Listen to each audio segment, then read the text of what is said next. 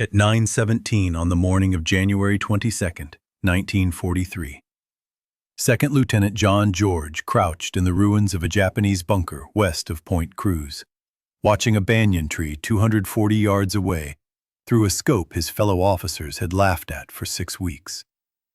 27 years old, Illinois state champion, 0 confirmed kills. The Japanese had 11 snipers operating in the Point Cruz groves, and in the past 72 hours, they had killed 14 men from the 132nd Infantry Regiment. George's commanding officer had called his rifle a toy. The other platoon leaders called it his mail-order sweetheart. When he had unpacked the Winchester Model 70 with its Lyman Alaskan scope and Griffin and Howe mount at Camp Forest in Tennessee, the armorer wanted to know if this was meant for deer or Germans. George explained it was for the Japanese. They shipped out before the rifle arrived. George spent the voyage to Guadalcanal watching other men clean their garlands, while his own weapon sat in a warehouse in Illinois. He requested it be forwarded through military mail. 6 weeks later, in late December of 1942, a supply sergeant handed him a wooden crate marked "Fragile." Inside was the rifle he had saved. 2 years of National Guard pay to buy the rifle weighed 9 pounds. The scope added another 12 ounces. The Garand issued to every other man in his battalion weighed 9.5 pounds with no magnification. George's rifle was bolt action, 5 rounds. The Garand was semi-automatic, 8 rounds. Captain Morris ordered him to leave the sporting rifle in his tent and carry a real weapon. George carried it anyway. The 132nd Infantry had relieved the Marines on Guadalcanal in late December of 1942. The Marines had been fighting since August. They had taken Henderson Field. They had held it. But they had not taken Mount Austin, and they had not cleared the Japanese from the coastal groves west of the Matanakaw River. Mount Austin stood 14 feet tall. The Japanese called it the Gifu. 500 men, 47 bunkers. George's battalion attacked on December 17th. They fought for 16 days. They lost 34 men killed and 279 wounded before they finally took the western slope on January 2nd. By then, George had fired his Winchester exactly 0 times in combat. The jungle around Point Cruz was different. No bunkers, no fixed positions, just Japanese soldiers who had retreated west from Henderson Field and dug into the massive trees. Some of those soldiers were snipers. They had scoped Arasaka Type 98s. They knew the jungle. They knew how to wait. On January 19th, a sniper killed Corporal Davis while he was filling canteens at a creek. On January 20th, another sniper killed 2 men from L Company during a patrol. On January 21st, 3 more men died. One of them was shot through the neck from a tree the patrol had walked past twice. The battalion commander summoned George that night. The Japanese snipers were killing his men faster than malaria. He needed someone who could shoot. He wanted to know if that mail-order rifle could actually hit anything. George explained his credentials. Illinois state championship at 1,000 yards in 1939. 23 years old at the time. Youngest winner in the state's history. 6-inch groups at 600 yards with iron sights. With the Lyman Alaskan, 5 rounds inside. 4 inches at 300 yards. The commander gave him until morning to prove it. If you want to, see how George's civilian rifle performed against Japanese snipers trained for jungle warfare, please hit that like button. It helps us share more forgotten stories like this. And please subscribe if you haven't already. Back to George. George spent the night checking his rifle. The Winchester had been packed, in cosmoline, for the ocean voyage. He cleaned it again. He checked the scope mounts. He loaded 5 rounds of .38-6 hunting ammunition he had packed in Tennessee. Military ball ammo. The same cartridge the Garand fired at dawn on January 2. George moved into position in the ruins of a Japanese bunker. His battalion had captured 3 days earlier. The bunker overlooked the coconut groves west of Point Cruz. Intelligence said the Japanese snipers operated from the large trees in that area. Banyan trees. Some of them reached 90 feet tall, with trunks 8 feet thick. A sniper could climb one of those trees before dawn and sit there all day without being seen.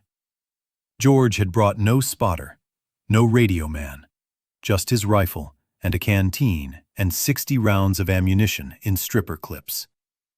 He settled into the bunker and began to watch the trees through his scope. The Lyman Alaskan had 2.5 power magnification. Not much, but enough to see movement in the branches. That the naked eye would miss the jungle was never silent birds, insects. The distant sound of artillery. George had learned to filter out the noise and focus on movement. He glassed the tree, slowly left to right, top to bottom. At 9:17, he saw it. A branch moved. No wind, just a small shift, 87 feet up in a banyan tree, 240 yards away. George watched. The branch moved again. Then he saw the shape. A man, dark clothing, positioned in a fork where 3 branches met. The Japanese sniper was facing east, watching the trail where George's battalion had been moving supplies. George adjusted his scope. 2 clicks right for wind. He controlled his breathing. The Winchester's trigger was glass smooth, 3.5 pounds. He had spent hours adjusting it at Camp Perry before the war. Now he would find out if a civilian target rifle could kill a man trained to kill. Him. George squeezed the trigger. The Winchester kicked into his shoulder. The sound cracked through the jungle 240 yards away. The Japanese sniper jerked and fell. He dropped through the branches. His body tumbled 90 feet and hit the ground near the base of the banyan tree. George worked the bolt. The empty cartridge ejected. He chambered another round. He kept his scope on the tree, waited for movement. Nothing. The sniper's partner would be close. Japanese snipers worked in pairs, 1 shooter, 1 spotter. If George had just killed the shooter, the spotter was somewhere in that tree, or in the trees nearby. George scanned the surrounding banyans. The scope's 2.5 power magnification forced him to search slowly. Each tree could hide multiple men. The jungle canopy created shadows that made shapes impossible to distinguish without careful observation. At 9:43, he found the second sniper. Different tree, 60 yards north of the first. This one was lower, maybe 50 feet up. The Japanese soldier was moving down the trunk, retreating. He had heard the shot and knew his position was compromised. George aimed, led the movement, fired. The second sniper fell backwards off the tree.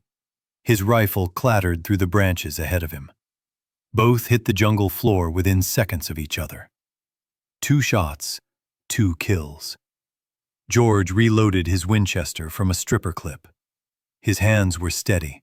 His breathing was controlled. This was no different than shooting at Camp Perry, except the targets shot back. At 11:21, a Japanese bullet struck the sandbag 6 inches from George's head. The impact sprayed dirt into his face. He rolled left and pressed himself against the bunker wall. The shot had come from the southwest, different direction than the first 2 snipers. George waited 3 minutes before moving. He inched back to his firing position and glassed the trees to the southwest. The shooter would have moved after taking the shot. That was basic sniper doctrine. Shoot and relocate. But in a jungle this dense, relocation options were limited. George found him at 11:38. Third tree from the left in a cluster of 5 banyans. 73 feet up, the Japanese sniper had repositioned to a different branch but remained in the same tree. A mistake. George put the crosshairs on the dark shape and fired. The third sniper fell without making a sound. By noon, George had killed 5 Japanese snipers. Word spread through the battalion. Men who had mocked his mail-order rifle now asked if they could watch him work. George refused. Spectators drew attention. Attention drew fire. The Japanese snipers adapted. After the 5th kill, they stopped moving during daylight. George spent the afternoon glassing trees and seeing nothing. At 16 hours, he returned to battalion headquarters. Captain Morris was waiting. The mockery was gone from his voice. He wanted George back in position at dawn. January 23rd began with rain. Heavy, tropical rain that turned the jungle floor into mud and made the trees invisible beyond 100 yards. George sat in the bunker and waited for the weather to clear. The rain stopped at 08:15. By 08:45, enough visibility had returned for work. George spotted the first sniper of the day at 09:12. The Japanese soldier had climbed into position during the rain. Smart. The sound of rain masked movement. This sniper had chosen a tree 290 yards out, longer range than yesterday. Also smart. They were learning his capabilities. George compensated for distance and fired. The sniper fell. The 6th kill brought a response George had not anticipated. At 09:57, Japanese mortars began hitting the area around his bunker. They had triangulated his position based on muzzle flash or sound. The first rounds landed 40 yards short. The second salvo landed 20 yards short. The third salvo would hit the bunker. George grabbed his rifle and ran. He sprinted north along the tree line and dove into a shell crater as the third salvo hit the bunker. He had occupied moments before, disappeared in explosions and flying debris. He relocated to a different position, a fallen tree 120 yards north of the destroyed bunker. The tree provided cover and a clear view of the groves. George settled in and resumed his watch. The Japanese sent more snipers that afternoon. They knew George was hunting them. They were now hunting him back. The dynamic had changed. This was no longer target shooting. This was a duel. At 14:23, George killed his 7th sniper at 15:41. He killed his 8th. This one had climbed high, 94 feet up a banyan tree. Good concealment, but the height created a silhouette against the sky. When the sun angle changed at 1700 hours, Captain Morris sent a runner to bring George back. George had been in position for 9 hours. Morris wanted numbers. George reported 8 confirmed kills over 2 days. 12 rounds fired, 8 kills, 4 misses. Morris assigned George to continue sniper operations starting at dawn on January 3. That night, George cleaned his Winchester and considered the mathematics. 11 Japanese snipers operating in the Point Cruz groves. 8 now dead, 3 remaining. Those 3 would be the best, the ones who had survived the longest. And now they knew exactly what George looked like and exactly what rifle he carried. George loaded his Winchester with 5 fresh rounds and tried to sleep at 0300. He gave up and sat in his tent with the rifle across his lap. The rain started again at 04:15. By 05:30, it was heavy enough that dawn operations would be delayed. George used the time to move to a new position. Not the bunker, not the fallen tree. somewhere the Japanese would not expect. He chose a spot 70 yards south of his previous position, a cluster of large rocks the Marines had used as a machine gun nest back in December. The position offered good cover and overlapping fields of fire into the groves. He settled in and waited for the rain to stop. At 07:43, the rain slowed to a drizzle. Visibility improved. George began glassing trees at 08:17. On January 24th, he found sniper number 9. The Japanese soldier was positioned in a palm tree 190 yards out, low, only 40 feet up. Unusual. Most snipers climbed high for better sight lines. This one had chosen concealment over elevation. The palm fronds created a natural hide that would be invisible from ground level. But George was not at ground level. He was elevated on the rocks. The angle gave him a view down into the fronds. He could see the dark shape of the sniper's shoulders and head. George aimed, controlled his breathing, began to squeeze the trigger. Then he stopped. Something was wrong. The position was too obvious, too easy. George had been hunting snipers for 3 days. He had killed 8 men. The remaining 3 would not make elementary mistakes. They would not position themselves where an elevated shooter could spot them, unless it was bait. George lowered his rifle and scanned the surrounding trees. If the sniper in the palm was bait, the real shooter would be positioned to cover him, watching for anyone who took the shot, waiting for muzzle flash, ready to return fire. George glassed the trees methodically, left to right, top to bottom. He checked every tree within 300 yards of the palm. It took 11 minutes. At 08:28, he found the real threat. A banyan tree, 80 yards northwest of the palm, 91 feet up. The Japanese sniper was positioned in a perfect hide. Branches and vines concealed him from 3 sides. He had a clear line of sight to George's previous position at the fallen tree. He was waiting for George to appear there, or to take a shot at the bait in the palm tree. George had 2 problems. First, the real sniper was watching the wrong location.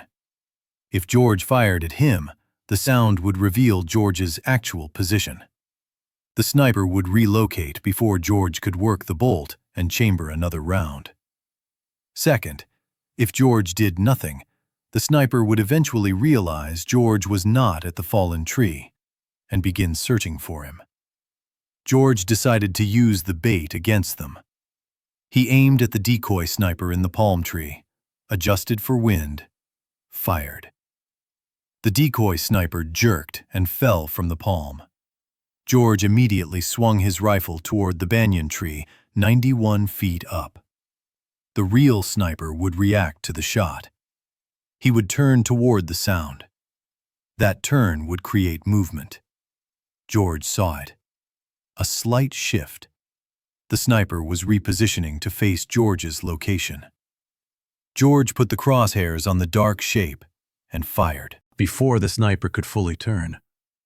The real sniper fell. His rifle tumbled after him. 2 shots, 2 kills. But George had revealed his position to anyone else watching. He grabbed his rifle and ammunition and ran. He moved east along the rock line and dropped into a drainage ditch 40 yards away. He pressed himself into the mud and waited. At 08:34, Japanese machine gun fire raked the rocks where he had been positioned 6 seconds earlier. The bullets kicked up dust and stone fragments. The fire lasted 17 seconds. When it stopped, George counted to 60 before moving. He relocated again, this time to a position 100 yards east, a shell crater partially filled with rainwater. George settled into the crater with water up to his chest. He rested the Winchester on the crater rim and resumed glassing trees. 10 confirmed kills, 1 remaining. The 11th sniper would be the best, the smartest, the most experienced. He had watched 10 of his comrades die over 3 days. He knew George's tactics. He knew George's rifle. He knew George's approximate location. And somewhere in those trees, he was watching, waiting, planning. George scanned the jungle through his scope. The Lyman Alaskan magnification made distant shapes visible, but not identifiable. Every dark spot could be a branch or a man. George had to study each one carefully. At 0947, he realized his mistake. The 11th sniper was not in the trees. He was on the ground, and he was moving toward George's position. George saw the movement at the edge of his peripheral vision, 60 yards south. Low to the ground, a shape moving through the undergrowth, parallel to the tree line. The Japanese sniper was using the jungle floor vegetation for cover. Ferns, vines, fallen branches. He was crawling toward George's last known position at the rocks. George remained motionless in the water-filled crater. The Winchester was already shouldered. His breathing was controlled, but the angle was wrong. The crater rim blocked his view of the approaching sniper. George would have to rise up to get a clear shot. Rising up would expose him. The Japanese sniper stopped moving at 0952. He had reached a position 40 yards from the rocks. George watched through his scope. The sniper was studying the rocks, searching for movement, for any sign of his target. George waited. Patience was the primary skill of sniper work. The ability to remain still, to let time pass, to wait for the right moment rather than force a bad shot.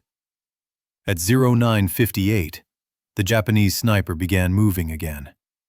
He crawled forward 35 yards from the rocks, 30 yards, 25 yards.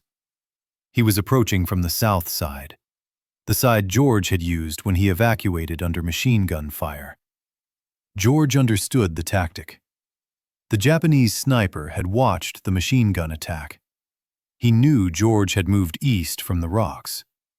He was now working his way along the most likely escape route, hunting George, the way George had been hunting him. At 10:03, the Japanese sniper reached the rocks. He moved into the machine gun nest and took up a position facing east toward the drainage ditch, toward the area where George should have relocated. The sniper was now 38 yards from George's actual position in the water-filled crater. But he was facing the wrong direction. His back was exposed. George had a clear shot. Center mass, 38 yards.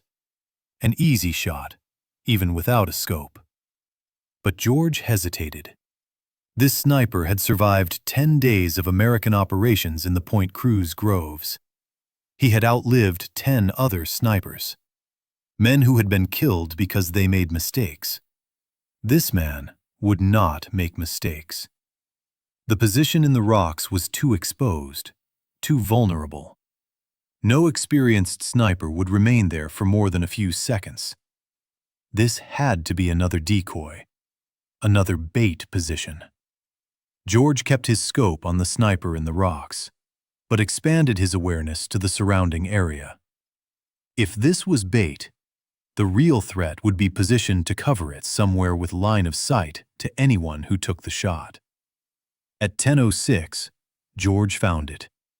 A second Japanese soldier, 70 yards northwest of the rocks, behind a fallen tree trunk.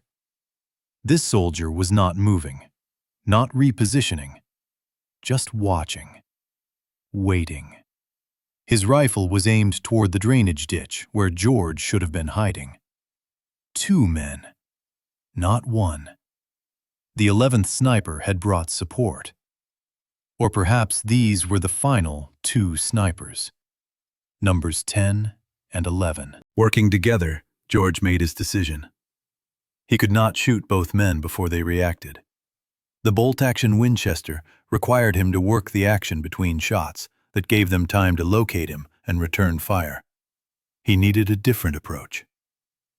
George slowly lowered himself deeper into the water. He submerged until only his eyes and the top of his head remained above the surface. He kept the Winchester pointed skyward to keep water out of the barrel. Then he waited. At 10:13, the Japanese soldier in the rocks stood up.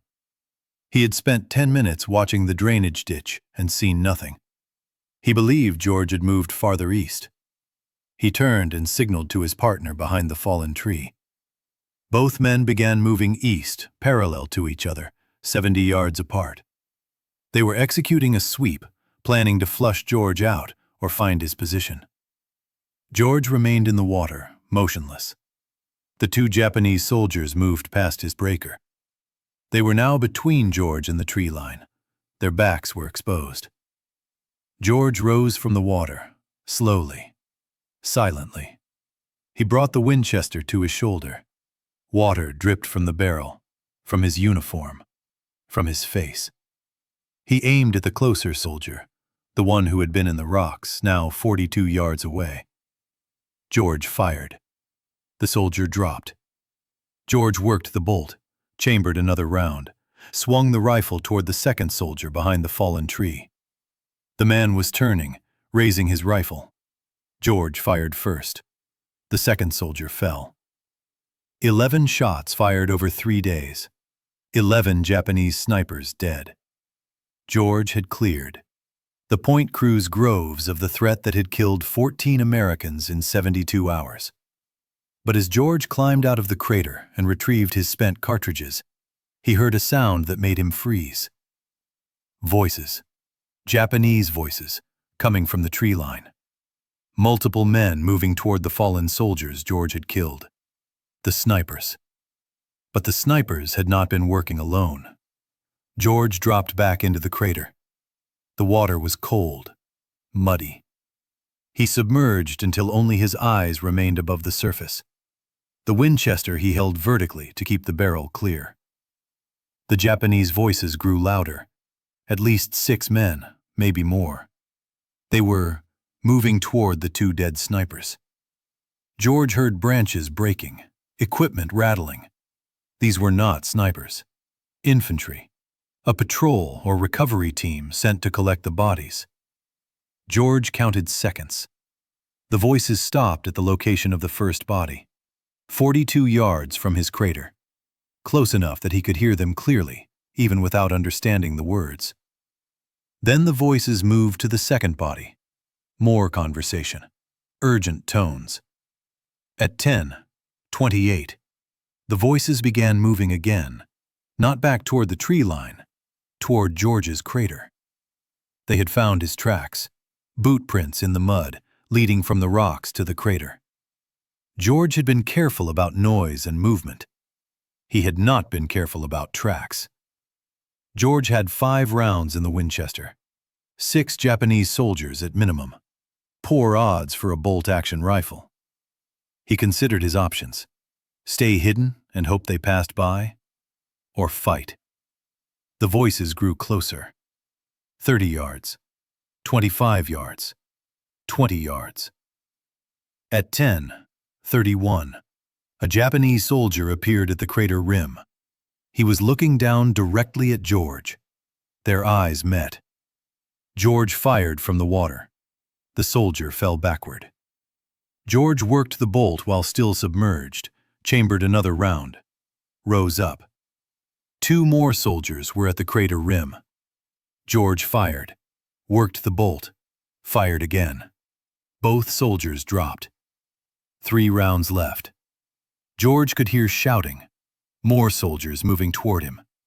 He climbed out of the crater on the north side, away from the approaching voices. He ran 20 yards and dropped behind a fallen tree. Japanese rifle fire cracked through the jungle. Bullets struck the ground around the crater, around the fallen tree. The soldiers were firing at movement, at sound, not at confirmed targets. George stayed low.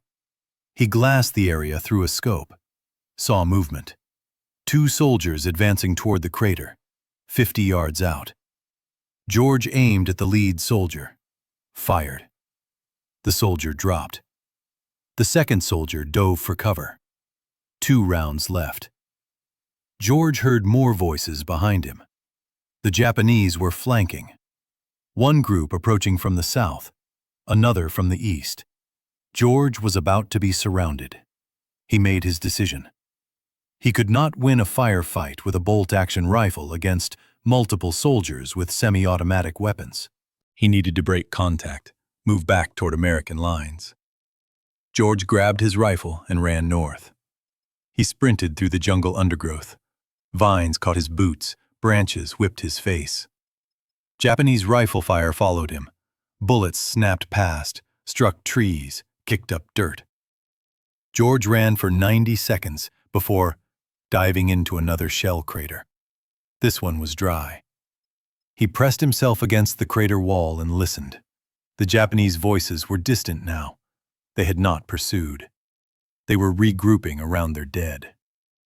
George checked his rifle. Mud on the stock. Water still dripping from the barrel. He had 2 rounds left and no stripper clips. The clips were in his pack. The pack was somewhere near the water-filled crater. At 10:47, George began moving again. Not running, walking, staying low, using the terrain for cover.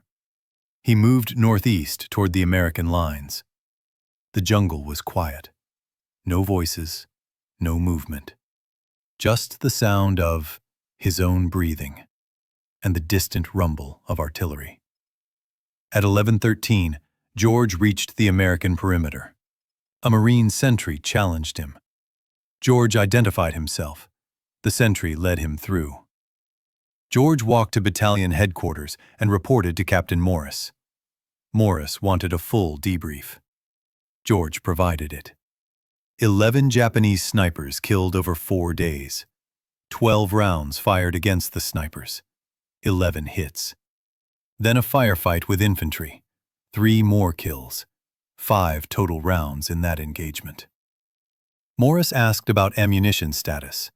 George was down to 2 rounds. Morris asked about the rifle. George said it was functional, but needed cleaning. Mud in the action, water in the barrel. Morris told George to clean his rifle and rest. No operations, too. Morris, the battalion, was moving east. The Point Cruz grows were no longer a priority.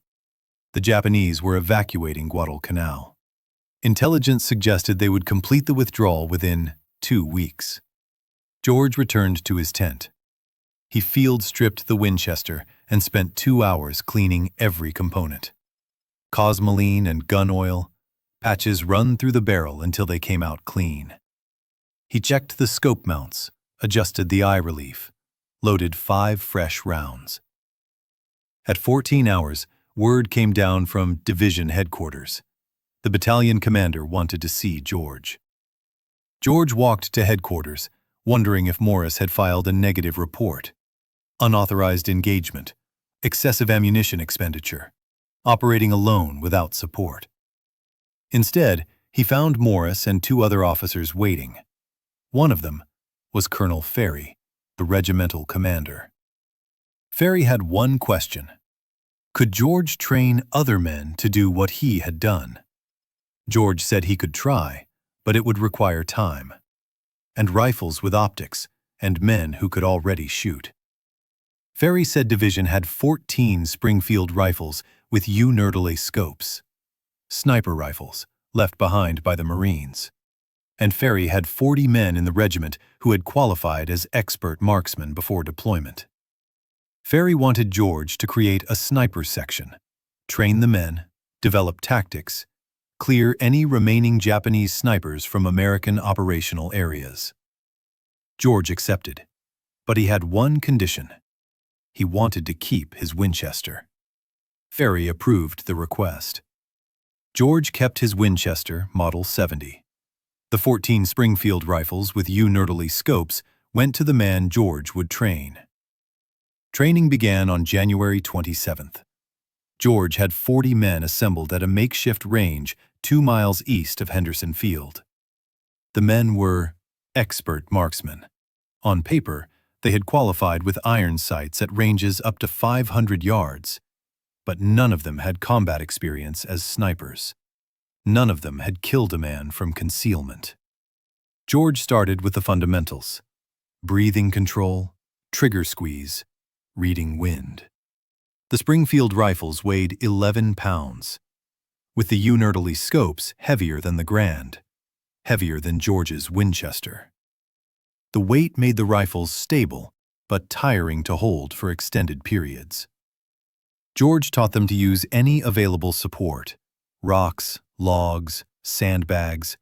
The jungle rarely offered perfect shooting positions. Snipers had to adapt to terrain and create stable platforms from whatever materials were available. Range training lasted 3 days. George had the men shoot at stationary targets from 100 to 400 yards, then moving targets, then targets partially concealed by vegetation. By January 32, of the 40 men could consistently hit man-sized targets at 300 yards under field conditions. George divided them into 16 two-man teams, shooter and spotter.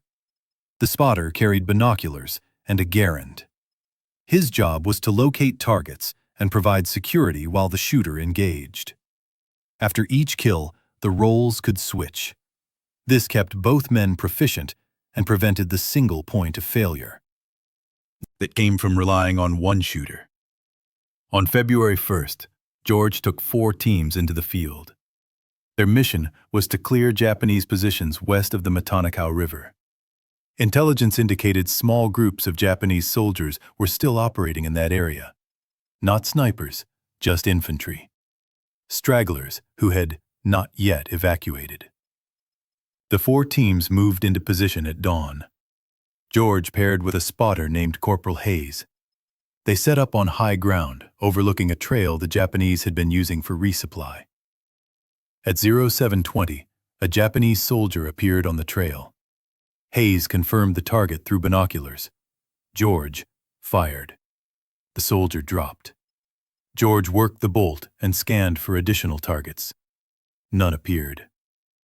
Over the next 6 hours, George's team engaged 7 more Japanese soldiers on that trail. 7 shots, 6 kills, 1 miss. Due to wind, the other 3 teams reported similar results. 23 Japanese soldiers killed that day. 0 American casualties. The sniper section continued operations through early February. By February 9th, the section had killed 74 Japanese soldiers.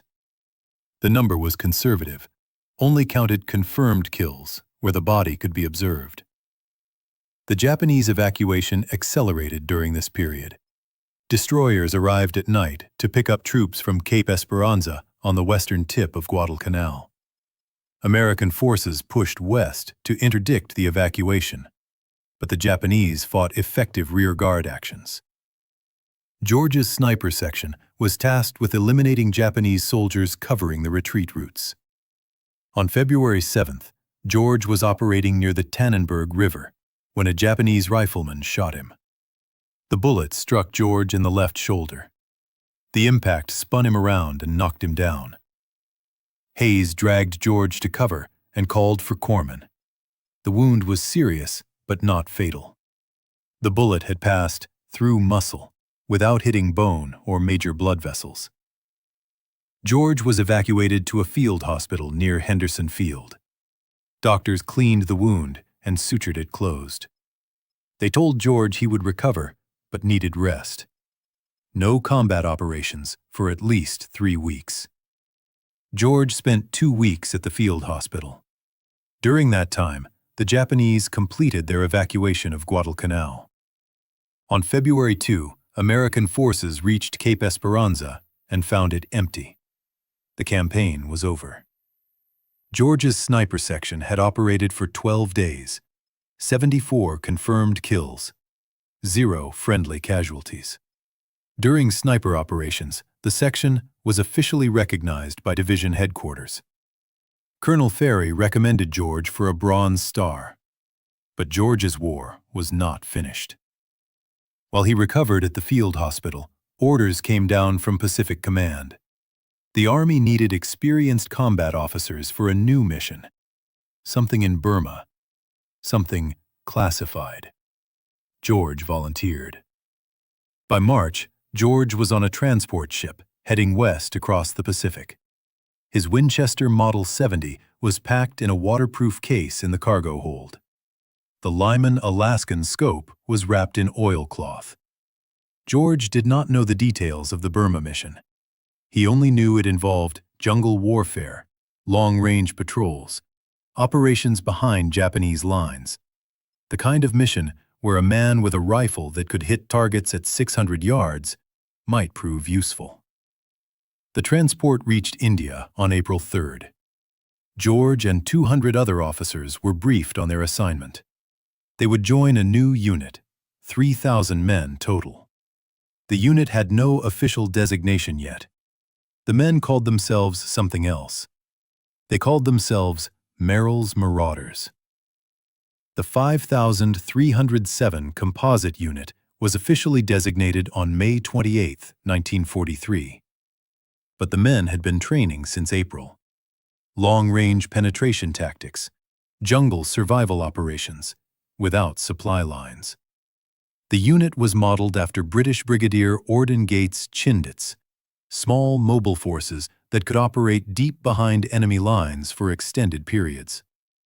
George was assigned to the 2nd Battalion. His role was not officially listed as sniper. The Army did not have formal sniper positions in its table of organization. George was designated as a rifle platoon leader, but Colonel Ferry's recommendation had followed him from Guadalcanal. Battalion command knew what George could do with a rifle. Training took place in central India. The terrain was different from Guadalcanal, but the principles remained.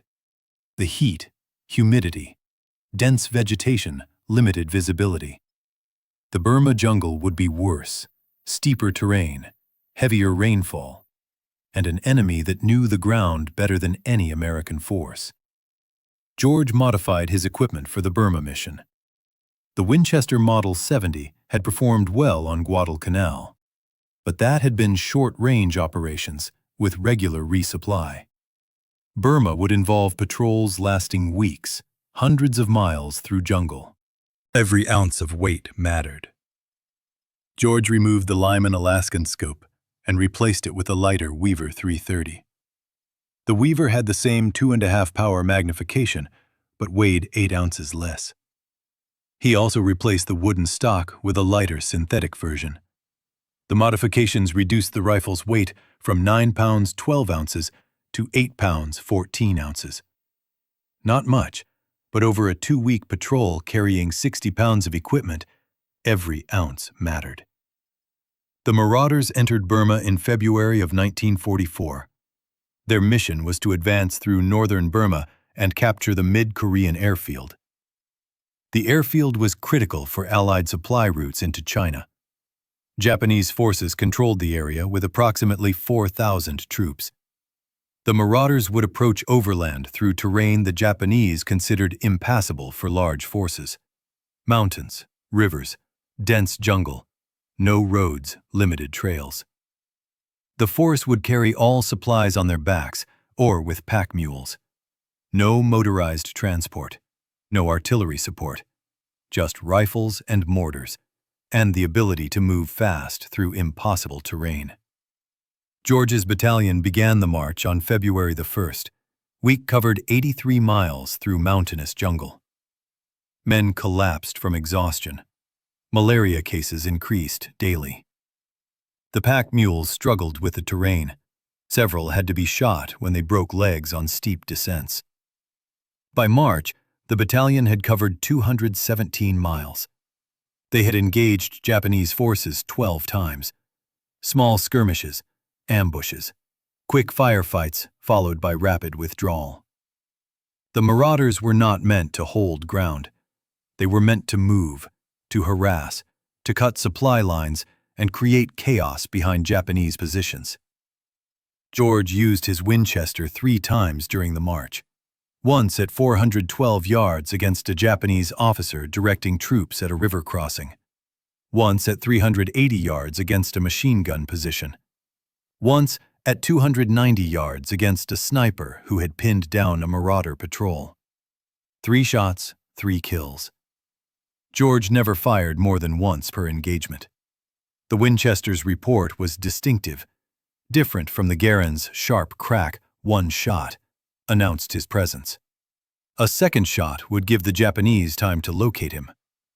George learned to shoot and move immediately.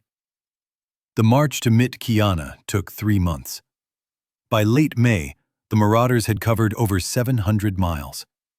They had lost more men to disease than combat: malaria, dysentery, typhus. The unit that entered Burma with 5,300 men was down to fewer than 3,000 defectives. On May 17th, the marauders captured Mit Kina airfield.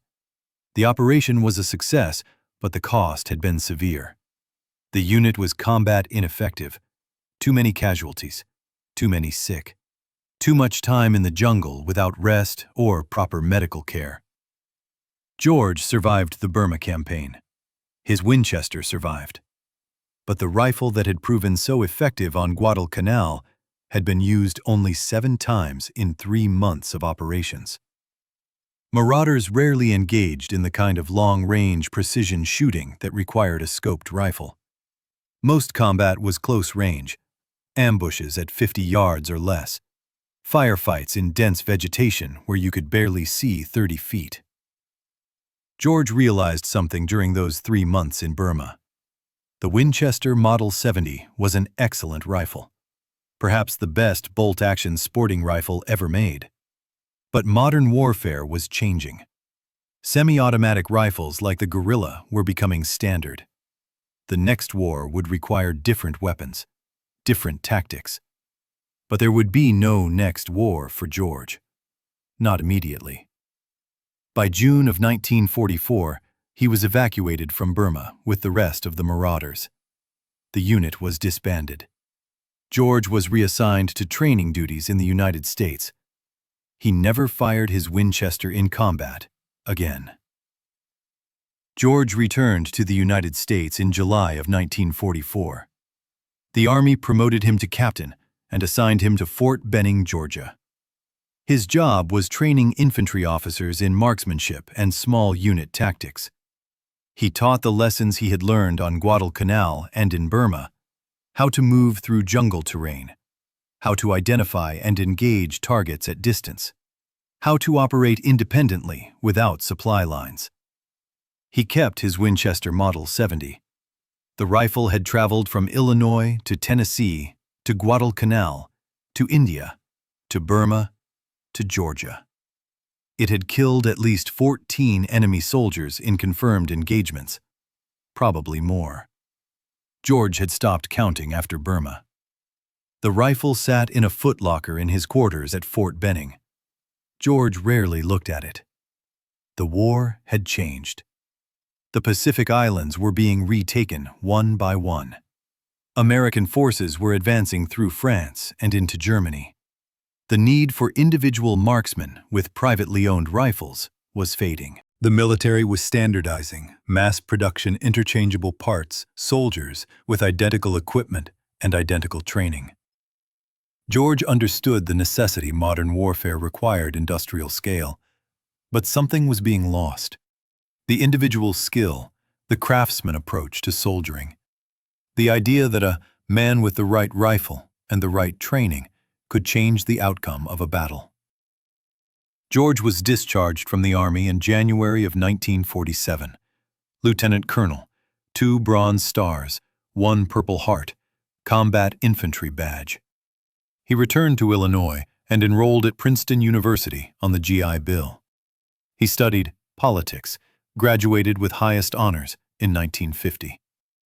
After Princeton, George spent 4 years at Oxford, then 4 years in British East Africa, studying regional politics and institutions. He eventually settled in Washington, D.C. as executive director of the Institute of African American Relations. Later, he joined the State Department's Foreign Affairs Institute as a consultant and lecturer on African affairs. George never spoke publicly about Guadalcanal or Burma during those years. He had colleagues who knew he had served in the Pacific, but they did not know about Point Cruz. They did not know about the Japanese snipers. They did not know about the Winchester Model 70 that sat in a case in his home. In 1947, George decided to write down what had happened, not for publication, just for his own record. He wanted to document the weapons and tactics of jungle warfare while the details were still fresh. He wrote for 6 months. The manuscript grew to over 400 pages. A friend at the National Rifle Association read the manuscript and suggested publication. George was reluctant. The book was technical. Detailed descriptions of rifles and ammunition and ballistics, not the kind of content that interested general readers. But the NRA convinced him. The book was published in 1947 under the title Shots Fired in Anger. It became a classic among firearms enthusiasts and military historians.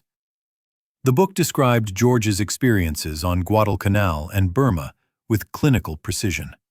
No embellishment, no hero worship, just facts and observations about what worked and what did not work in combat. The book is still in print today, still used as a reference by collectors and historians studying World War II small arms. George's descriptions of Japanese weapons remain some of the most detailed contemporary accounts available. George lived to see the United States fight 3 more wars: Korea, Vietnam, the Gulf War. He watched the evolution of military rifles from the Guerrilla to the M14 to the M16. He watched sniping become a formal military specialty with dedicated training and equipment. He watched the lessons of World War II being relearned and refined by new generations of soldiers.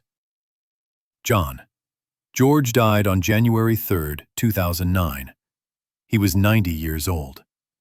The Winchester Model 70 that had killed Japanese snipers on Guadalcanal was donated to the National Firearms Museum in Fairfax, Virginia. It sits in a display case with a placard describing its history.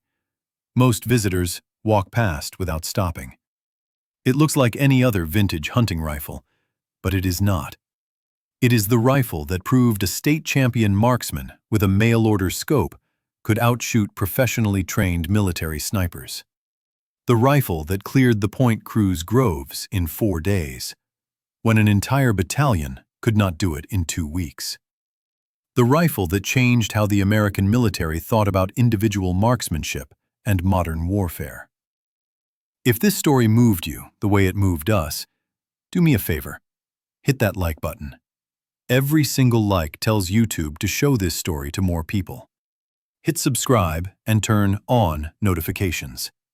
We're rescuing forgotten stories from dusty archives every single day. Stories about riflemen who prove themselves with skill and courage. Real people, real heroism.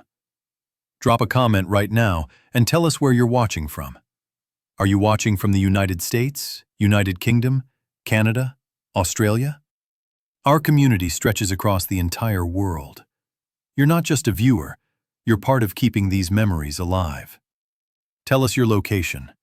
Tell us if someone in your family served. Just let us know you're here. Thank you for watching, and thank you for making sure John George doesn't disappear into silence. These men deserve to be remembered, and you're helping make that happen.